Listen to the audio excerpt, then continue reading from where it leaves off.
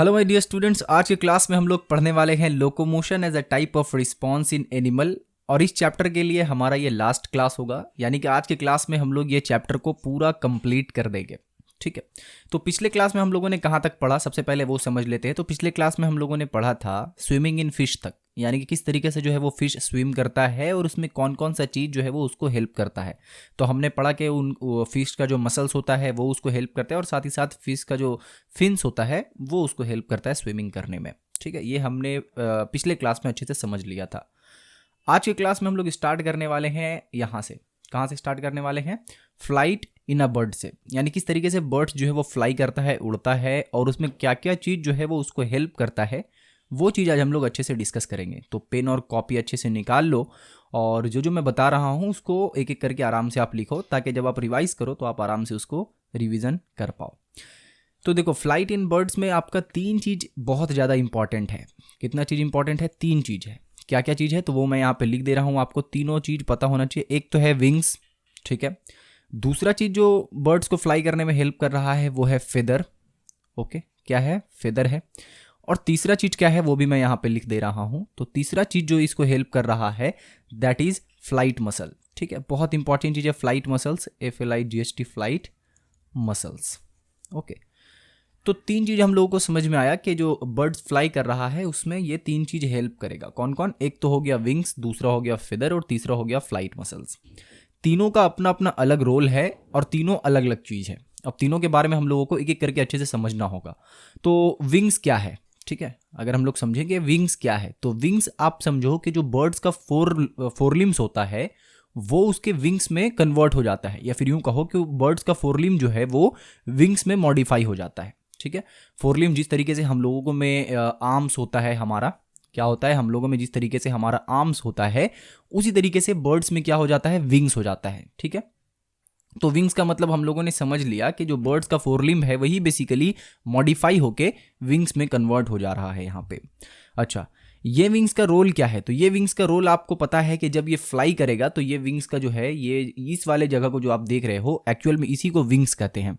और ये जब फ्लाई करता है तो ये विंग्स क्या करता है? ये विंग्स एक्सपैंड करता है और फिर वापस से फ्लैप करता है। ठीक है, फिर एक्सपैंड करेगा, यानी कि फिर ऐसा पर खुलेगा और फिर बंद होगा, फिर खुलेगा फिर बंद होगा। तो ये काम बेसिकली यहाँ पे विंग्स का है। ठीक है, बट सिर्फ और सिर्फ इसके मदद से यहाँ पे जो बर्ड है वो फ्लाई नहीं कर पाता है, इसके अलावा भी इसको बहुत सारा चीज़ चाहिए। जैसे कि यहाँ पे जो विंग्स आपका फ्लैप कर रहा है, उसके बाद एक्सपैंड कर रहा है, तो वो आपका नॉर्मली नहीं कर पाएगा जब तक कि उसको फ्लाइट मसल्स का हेल्प ना मिले। ठीक है, तो विंग्स जो आपका कॉन्ट्रैक्ट कर रहा है, फ्लैप कर रहा है और एक्सपैंड कर रहा है, वो किसके कारण कर रहा है? फ्लाइट मसल्स के कारण कर रहा है। फ्लाइट मसल्स क्या है वो हम लोग यहाँ पे समझेंगे, जब इस वाले पॉइंट पे पहुंचेंगे तब हम लोग समझेंगे कि फ्लाइट मसल्स एक्चुअल में क्या है। ठीक है, तो विंग्स के बारे में आपको क्या याद रखना है? दो चीज़ याद रखना है। एक तो ये कि बर्ड्स का जो फोर लिम्ब है वो कन्वर्ट हो गया है विंग्स में, और दूसरा चीज़ ये याद रखना है कि उड़ने के दौरान, जो कि आपको याद है ऑलरेडी, तो फ्लाई करने के दौरान क्या होता है कि विंग्स जो है वो एक्सपैंड करता है और साथ ही साथ फ्लैप करता है। दो चीज़ याद रखना है। फेदर के बारे में पढ़ते हैं कि फेदर क्या है। ठीक है, अब तक आप समझ में आ गया होगा, ये जो पंख होता है उसको हम लोग यहाँ पे फेदर कह रहे हैं। ठीक है ना, जो चीज़ आपको इस वाले डायग्राम में यहाँ पे दिख रहा होगा ये एक्चुअल में क्या है? ये है फेदर। ठीक है, अब इसके बारे में थोड़ा सा समझते हैं। सबसे पहली बात तो इसका बेसिक चीज़ समझो, तो ये क्या है, ये आपको दिखने में क्या कैसा लगता है? तो ये दिखने में जो है वो हमें लीफ की तरह लगता है। किसकी तरह? लीफ की तरह लगता है, यानी कि जिस तरीके से किसी पेड़ का पत्ता होता है उस तरीके से ये हम लोगों को देखने में लगता है। ठीक है, तो ये अपने नोट्स में आप डाल लेना कि फेदर जो है वो लीव्स की तरह देखने में लगता है। और इसके अंदर तीन इंपॉर्टेंट चीज होता है। क्या क्या? वेन, बार्ब और बार्ब्यूल्स। ठीक है, ये तीनों चीज क्या है वो आपको इस डायग्राम के थ्रू समझ में आ जाएगा। बस आपका वो तीनों का स्ट्रक्चर, पोजीशन, कहाँ कहाँ पे वो चीज है वो आप इस डायग्राम में अच्छे से एक बार देख लो। जैसे कि आप यहाँ देखो तो यहाँ पे बार्ब है, ये वाला आपका बार्ब्यूल है, और ये वाला जो चीज है वो आपका वेन है। ठीक है, तो ये तीनों चीज आप यहाँ पे समझ लो कि ये तीनों चीज जो है वो किसके अंदर प्रेजेंट होगा? ये तीनों चीज प्रेजेंट होगा आपका फेदर के अंदर। ठीक है ना। और इंपॉर्टेंट चीज क्या है यहाँ पे? और इंपॉर्टेंट चीज ये है कि जो फेदर्स आपका, देखिए कुछ फेदर्स जो है वो विंग्स में प्रेजेंट होंगे, जैसा कि हम लोग यहाँ पे विंग्स देख पा रहे हैं, तो कुछ फेदर्स यहाँ पे प्रेजेंट होगा और कुछ फेदर्स जो है वो यहाँ पे प्रेजेंट होगा, यानी कि टेल्स के पास। ठीक है, टेल के पास, सॉरी। तो कुछ फेदर्स आपका विंग्स के पास प्रेजेंट है, कुछ फेदर जो है वो आपका टेल के पास प्रेजेंट है। तो देखो, विंग्स के पास जो बड़ा फेदर होगा, ठीक है, विंग्स के पास जो बड़ा बड़ा फेदर होगा, यानी कि अगर मान लो ये वाला फेदर, ये एकदम बड़ा बड़ा फेदर आपको दिख रहा है, तो इसको हम लोग क्या कहेंगे, इसको हम लोग यहाँ पे कहेंगे रेमिजेस। ठीक है, तो रेमिजेस का मतलब क्या हो गया, क्या कहेंगे, एक बार मैं यहाँ पे बता दे रहा हूं, तो उसको हम लोग कहेंगे रेमिजेस कहते हैं। ठीक है, हालांकि आपका डायग्राम में लिखा हुआ है बट स्टिल मैं यहाँ पे इसको लिख दे रहा हूँ। तो रेमिजेस का मतलब क्या हो गया कि ये आपका कहाँ प्रेजेंट रहेगा, ये आपका प्रेजेंट रहेगा विंग्स में, और ये जो है वो बड़ा बड़ा जो फेदर रहेगा उसको हम लोग कहेंगे। ठीक है, वहीं पे अगर मैं आपको बोलूं कि रेक्ट्रिसेस किसको कहते हैं, ठीक है, आपने रेमिजेस देख लिया, अब एक चीज और देख लो जिसका नाम है रेक्ट्रिसेस। ठीक है, ये क्या है, तो ये भी आपका फेदर ही है, लेकिन ये फेदर कहाँ प्रेजेंट होगा, ये फेदर प्रेजेंट होगा टेल में। ठीक है, यानी कि पूंछ के पास प्रेजेंट होगा। तो ये आपको याद रखना, ये दोनों चीज इंपॉर्टेंट है और एमसीक्यू में भी आता है ये चीज। ओके, तो फेदर के बारे में हम लोग कुछ हद तक समझ गए। फेदर का फंक्शन क्या है, तो बहुत सारा फंक्शन है, जैसे कि ये आपका टेम्परेचर रेगुलेट करेगा, ये सरफेस एरिया को इंक्रीज करेगा। यानी अगर आप विंग्स को देखो तो बिना फेदर का अगर आप विंग्स देखो तो कितना है, बस इतना है बिना फेदर का विंग्स, लेकिन वहीं पे जब इसमें फेदर लग जा रहा है तो ये देखो इसका सरफेस एरिया कितना ज़्यादा इंक्रीज हो गया। ठीक है, तो ये भी एक फंक्शन हो सकता है। इसी के साथ साथ ये जो है वो एक और फंक्शन आपके बुक में लिखा हुआ है, वो क्या है कि ये वाटरप्रूफ की तरह, वाटरप्रूफ कोट की तरह हेल्प करता है। यानी कि ये जब बारिश वगैरह होगा तो उसमें ये वाटरप्रूफ की तरह एक ऊपर से आप समझ लो, जिस तरीके से आप जो है वो छाता अम्ब्रेला लेकर बाहर निकलते हो, तो ये तो भाई साहब अम्ब्रेला लेकर बाहर नहीं निकल सकते हैं, तो इनके लिए भी वाटरप्रूफ कुछ होना चाहिए, तो वो इनका वाटरप्रूफ कोट की तरह ये बेसिकली हेल्प करेगा। ठीक है, तो फेदर का मतलब हमने समझ लिया कि फेदर का मतलब क्या है, तो हम लोगों ने विंग्स समझ लिया और फेदर्स को अच्छे से समझ लिया। नेक्स्ट जो चीज़ हेल्प करता है बर्ड्स को फ्लाई करने में, वो चीज़ क्या है, वो है फ्लाइट मसल्स। ठीक है, फ्लाइट मसल्स बहुत ही इंपॉर्टेंट चीज़ है।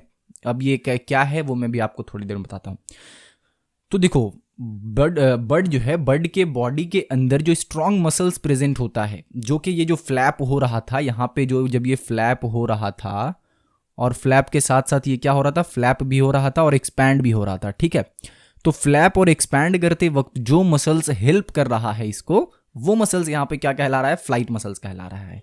और ऑफ कोर्स अब बात है कि वो मसल्स क्या होना चाहिए, वो मसल्स जो है वो बहुत ही ज़्यादा स्ट्रांग होना चाहिए, तभी तो वो चीज़ ये कर पाएगा। ठीक है, तो ये डेफिनेशन आपके बुक में दिया हुआ कि the strong muscles that helps in flapping the wings is known as flight muscles. ठीक है ना, अब फ्लाइट मसल्स में यहाँ पे हम लोग क्या पढ़ रहे हैं, 3 अलग अलग टाइप का मसल्स पढ़ेंगे। ठीक है, 3 अलग अलग टाइप के मसल्स को पढ़ेंगे। वो तीनों मसल्स क्या है, एक है आपका यहाँ पे पेक्टोरैलिस माइनर, एक है पेक्टोरैलिस मेजर और एक है कोरैकोब्रैकियालिस। ठीक है, 3 अलग अलग यहाँ पे हम लोगों का मसल्स मिलेगा। आपके बुक में लिखा होगा बट स्टिल मैं यहाँ पे लिख दे रहा हूँ। एक आपका है पेक्टोरैलिस मेजर होगा, ओके, और दूसरा क्या है, तो दूसरा यहाँ पे होगा पेक्टोरैलिस माइनर होगा, पेक्टोरैलिस माइनर, और तीसरा मसल यहाँ पे क्या है, तीसरा मसल यहाँ पे कोरैकोब्रैकियालिस। ओके, कोरैकोब्रैकियालिस। तो ये 3 अलग अलग मसल जो है वो बेसिकली प्रेजेंट होता है, कोरैकोब्रैकियालिस। ओके, अच्छा, यहाँ पे जो तीनों का जो है वो अलग अलग बेसिकली फंक्शन होगा, इसीलिए तीनों का नाम यहाँ पे मैंने अलग से लिखा है। तो पेक्टोरैलिस मेजर जो है उसका फंक्शन क्या है, तो ये जो है वो विंग्स के डाउन स्ट्रोकिंग में हेल्प करेगा। वहीं पे अगर मैं बात करूं कि पेक्टोरैलिस माइनर जो है वो उसका क्या यहाँ पे रोल है, तो पेक्टोरैलिस माइनर जो है वो बेसिकली क्या करेगा, विंग्स को एलिवेट करने में हेल्प करेगा। ठीक है, तो ये क्या करने में हेल्प कर रहा है, ये डाउन स्ट्रोक करने में हेल्प कर रहा है विंग्स को। ठीक है, ये क्या कर रहा है, तो ये जो है वो एलिवेट करने में हेल्प कर रहा है विंग्स को। ठीक है, तीसरा वाला क्या कर रहा है बेसिकली, तो तीसरा जो है वो विंग्स को डिप्रेस करने में हेल्प कर रहा है। ठीक है, तो तीनों का अपना अपना अलग अलग यहाँ पे रोल है। ठीक है ना, तो बेसिकली इतना में हम लोगों का फ्लाइट इन बर्ड जो है वो कंप्लीट हो जाता है। और इसको एक बार अगर अच्छे से रिकैप करो तो फ्लाइट इन अ बर्ड में बेसिकली 3 अलग अलग चीज हम लोगों ने पढ़ा जो कि बर्ड को हेल्प करता है उसको फ्लाई करने में। एक हमारा है विंग्स, दूसरा है फेदर, तीसरा है फ्लाइट मसल्स। विंग्स के अंदर हम लोगों ने पढ़ा कि विंग्स एक्चुअल में क्या है, तो विंग्स जो है वो बर्ड का बेसिकली 4 लिम्ब मॉडिफाई हो गया, विंग्स में कन्वर्ट हो गया है। ओके, उसका फंक्शन क्या, तो वो फ्लैप करेगा, एक्सपैंड करेगा, जो कि मैंने यहाँ पे लिख दिया है। फेदर में हम लोगों ने क्या पढ़ा कि फेदर एक्चुअल में क्या है, वो यहाँ पे आपको डायग्राम दिख रहा है कि वो लीफ लाइक स्ट्रक्चर है जिसको हम लोग बेसिकली पंख भी कहते हैं, वही बेसिकली यहाँ पे फेदर है। ठीक है, फेदर का क्या रोल है, तो ये बेसिकली सरफेस एरिया को इंक्रीज करता है, इसके बॉडी के टेम्परेचर को मेंटेन करता है, ये सारा कुछ हमने फेदर में पढ़ा। फ्लाइट मसल्स में हम लोगों ने क्या पढ़ा कि फ्लाइट मसल्स उस मसल्स को बोलेंगे जो मसल्स बेसिकली स्ट्रांग होगा और ये जो विंग्स इसका फ्लैप हो रहा है, एक्सपैंड हो रहा है, उसमें वो मसल्स हेल्प करेगा, तो उसको हम लोग फ्लाइट मसल्स कहेंगे। ओके, तो यहां तक हम लोग का flight in a bird complete होता है और आफ्टर दैट यहां पे हम लोग स्टार्ट करेंगे लोकोमोशन इन मैन, ठीक है, लोकोमोशन इन मैन। और इसके बाद हम लोगों का एक और इंपॉर्टेंट टॉपिक होगा जो कि होगा हमारा जॉइंट्स के बारे में, ठीक है। तो आई होप सो कि आप प्रॉपर नोट्स अच्छे से बना रहे होंगे। मूव करते हैं हम लोग लोकोमोशन इन मैन में, कि किस तरीके से मैन जो है वो लोकोमोशन करता है। बहुत ही सिंपल सा टॉपिक है, बहुत ही ईजी टॉपिक है, यहाँ पे ज़्यादा कुछ हम लोगों को उतना नहीं जानना है, आराम से ये हो जाएगा, ठीक है ना। तो देखो लोकोमोशन हमारे अंदर जो होता है वो बाईपेडल लोकोमोशन होता है। सबसे पहले तो ये समझो कि जो ह्यूमन बींग्स में लोकोमोशन होता है उसको हम लोग क्या कहते हैं, बाईपेडल लोकोमोशन, ठीक है। तो इसका यहाँ पे मैं एक पॉइंट लिख दे रहा हूँ, क्या होता है ये होता है बाईपेडल लोकोमोशन। कुछ बच्चे अंदाजा लगा चुके होंगे कि क्यों इसको बाईपेडल लोकोमोशन हम लोग कह रहे हैं, ठीक है ना, क्यों इसको बाईपेडल लोकोमोशन हम लोग कह रहे हैं, ये कुछ आप लोग अंदाजा लगा पाओगे। कैसे इसको क्यों बाईपेडल लोकोमोशन करें, इसको इसलिए बाईपेडल लोकोमोशन करें बिकॉज ये जो है किस तरीके से हो रहा है, हमारे दो पैरों के हेल्प से हो रहा है, ओके, दो पैरों के हेल्प से हो रहा है, दैट्स वाई इसको हम लोग क्या कह रहे हैं, बाईपेडल लोकोमोशन कह रहे हैं। ये चीज़ इसमें याद रखने वाली है। दूसरा चीज़ इसमें क्या याद रखना है, दूसरा चीज़ इसमें ये याद रखना है कि ये जो लोकोमोशन होगा ये बेसिकली हम लोग इसमें तीन स्टेप्स इन्वॉल्व होगा, ठीक है। ये जो लोकोमोशन हो रहा है इसमें तीन अलग अलग स्टेप्स इन्वॉल्व होगा। कौन कौन से स्टेप इन्वॉल्व होगा सर इसमें, तो इसमें एक होगा प्रोपल्सन, ठीक है, एक होगा प्रोपल्सन, ओके। दूसरा कौन सा स्टेप होगा इसमें इन्वॉल्व, तो दूसरा स्टेप जो है वो बेसिकली यहां पे इन्वॉल्व होगा सपोर्ट, ठीक है। और तीसरा कौन सा, तो तीसरा हम लोगों का है बैलेंस। अब यहां पे देखो सपोर्ट तो आपको समझ आ गया, बैलेंस भी आपको समझ आ गया। प्रोपल्सन क्या मीनिंग यहां निकल रहा है, तो प्रोपल्सन का मतलब ये हुआ कि जब हम लोग अपने बॉडी को आगे की तरफ धक्का देते हैं, ठीक है। कौन से स्टेप में धक्का दे रहे हैं भैया, तो ये वाला जो चीज आप देख रहे हो इस वाले प्रोसेस में क्या हो रहा है, इस वाले में हम लोग खुद को क्या कर रहे हैं, आगे की तरफ धक्का दे रहे हैं, आगे बढ़ने के लिए हम लोग खुद को पुश कर रहे हैं। तो ये वाला जो प्रोसेस है ये हमारा क्या है, ये बेसिकली हमारा प्रोसेस है प्रोपल्सन वाला, ठीक है। उसके बाद आता है सपोर्ट। ऑफ कोर्स ये बात है कि ये वाला लेग से हम लोग सपोर्ट कर रहे हैं, फिर खुद के बॉडी को बैलेंस कर रहे हैं। तो ये तीन अलग अलग प्रोसेस के थ्रू क्या होता है, हम लोग यहाँ पे लोकोमोशन अच्छे से कर पाते हैं। तो लोकोमोशन इन मैन में आपको ज़्यादा कुछ नहीं जानना था। लोकोमोशन इन मैन में बस सिंपल सा इतना ही जानना है कि जो मैन में लोकोमोशन हो रहा है वो बाईपेडल लोकोमोशन कहलाता है। क्यों बाईपेडल लोकोमोशन कहलाता है, तो बाईपेडल लोकोमोशन इसलिए कहलाता है बिकॉज ये दो लेग्स इसमें इन्वॉल्व होते हैं, ठीक है। ये तीन अलग अलग स्टेप्स के थ्रू होता है, प्रोपल्सन, सपोर्ट, बैलेंस। प्रोपल्सन का मतलब कि खुद को जब हम लोग आगे की तरफ पुश करते हैं, जो कि आपको ये वाला डायग्राम के थ्रू दिख रहा है, ठीक है। सपोर्ट जब हम लोग खुद को सपोर्ट करते हैं और उसके बाद हम लोग खुद को बैलेंस करते हैं, ठीक है। तो तीन अलग अलग प्रोसेस के थ्रू क्या हो रहा है, हम लोग अपने आप को एक जगह से दूसरी जगह पे शिफ्ट कर पा रहे हैं, या फिर ये कह लो कि हम लोग लोकोमोट कर पा रहे हैं, ठीक है ना। इसके बाद बुक में दिया होगा स्टेजेस ऑफ बाईपेडल लोकोमोशन, तो उसको आप लोग एक बार खुद से पढ़ लेना थॉरली, उसमें ज़्यादा कुछ नहीं है। मेन जो इंपॉर्टेंट चीज़ था यहाँ पे वो यही था कि लोकोमोशन इन मैन क्या क्या है, मतलब किस तरीके से होता है और उसमें क्या क्या जो है वो आपका बेसिकली इंक्लूडेड है, ठीक है। तो ये चीज़ आप याद रखना। और नर्वस सिस्टम में मैंने आपको बता ही दिया कि जो मैन में लोकोमोशन होता है तो ह्यूमन बॉडी का जो बैलेंस है उसको कौन मेंटेन करता है, वो सारा कुछ मैंने आपको कहाँ बताया, यानी पोस्चर कौन मेंटेन करता है, तो वो मैंने आपको ऑलरेडी नर्वस सिस्टम वाले चैप्टर में आपको बता दिया, तो शायद वो आपको थोड़ा सा याद हो। अदरवाइज मैं आपको बता दूं, सेरेबेलम आप याद करो, उसका फंक्शन याद करो सेरेबेलम का, तो शायद आपको कुछ याद आएगा, ठीक है। सेरेब्रम नहीं, सेरेबेलम, ठीक है ना। तो लोकोमोशन इन मैन में बेसिकली हमारा इतना ही था। आगे क्या है, नेक्स्ट हमारा यहाँ पे है ज्वाइंट्स, ओके। इंपॉर्टेंट टॉपिक है और इससे तो मतलब एमसीक्यू लगभग आना ही आना होता है और इससे एमसीक्यू आता ही है, तो इसको आप अच्छे से देखना, ठीक है ना, ताकि एमसीक्यू आए तो आप वहां पे कवर अप कर लो। सबसे पहला चीज यहाँ पे ज्वाइंट्स क्या है वो मुझे बताने की जरूरत नहीं, बिकॉज वो आप जानते हो कि ज्वाइंट्स क्या है यहाँ पे, ठीक है। बताना यह है कि कितने टाइप्स का ज्वाइंट होता है, ठीक है। तो तीन टाइप का बेसिकली ज्वाइंट होगा।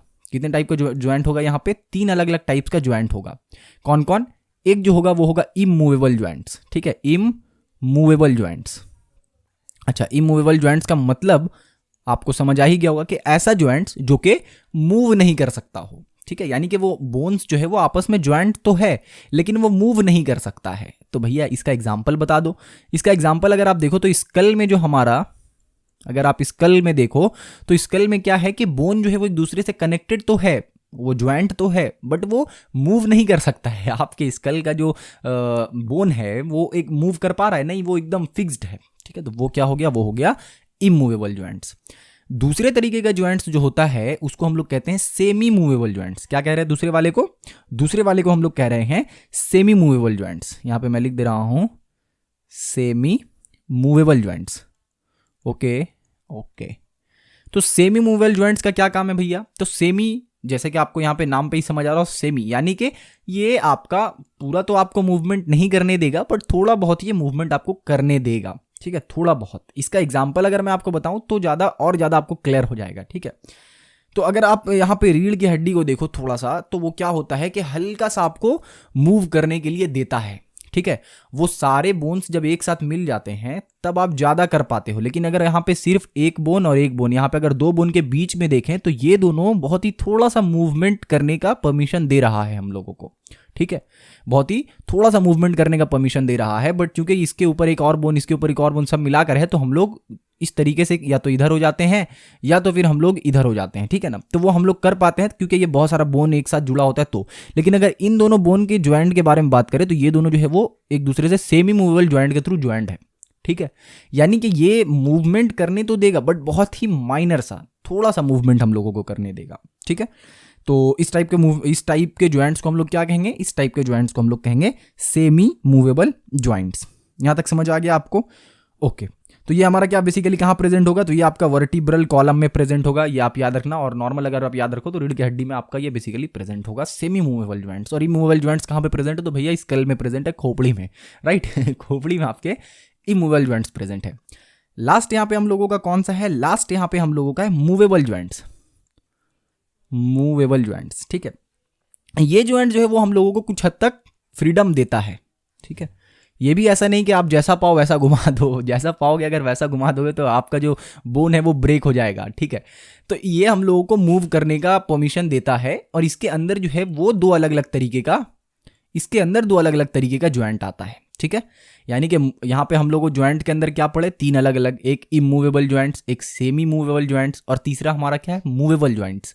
लेकिन अगर आप मूवेबल ज्वाइंट्स के अंदर जाओ तो वहां पे आपको दो अलग अलग दिखेगा। एक तो आपको दिखेगा बॉल एंड सॉकेट ज्वाइंट्स, ठीक है, बॉल एंड सॉकेट ज्वाइंट दिखेगा, ओके। दूसरा क्या है? तो बॉल एंड सॉकेट ज्वाइंट्स के बाद आपको दूसरा दिखेगा यहां पे हिंग ज्वाइंट, ओके, हिंग ज्वाइंट।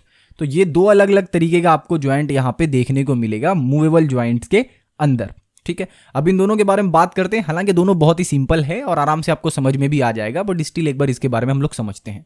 तो देखो, मूवेबल ज्वाइंट्स का मतलब क्या हो गया कि जिसको हम लोग अच्छे से मूव कर पाएं। जैसे कि आप अपना हाथ जो है वो अच्छे से मूव कर सकते हो।